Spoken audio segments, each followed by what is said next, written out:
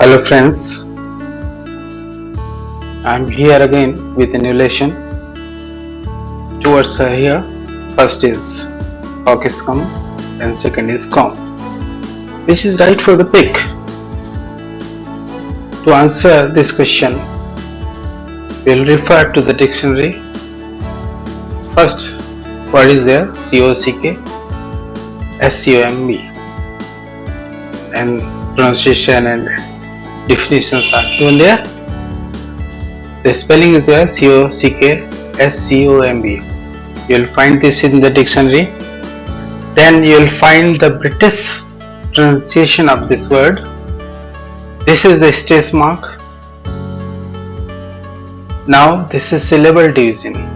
Means this word is disyllabic word, or you can say bisyllabic word, and the stress is on the first syllable.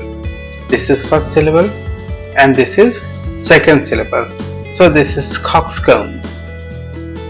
Now American pronunciation is there, coxcomb. Then again you will find what is the grammatical function of that word. Here it is noun and that is countable noun. After that you will find the definition or meaning or the use of that word. The meaning of this word is the soft red growth on the head of a male chicken. This is the soft red growth, which we call it coxcomb. Now see second word from the dictionary, that is comb. The spelling is there. After spelling, a word chicken is there. It means comb is used here for the chicken purpose. And British pronunciation is there, comb. Here it is monosyllabic word. Then American pronunciation is there, comb.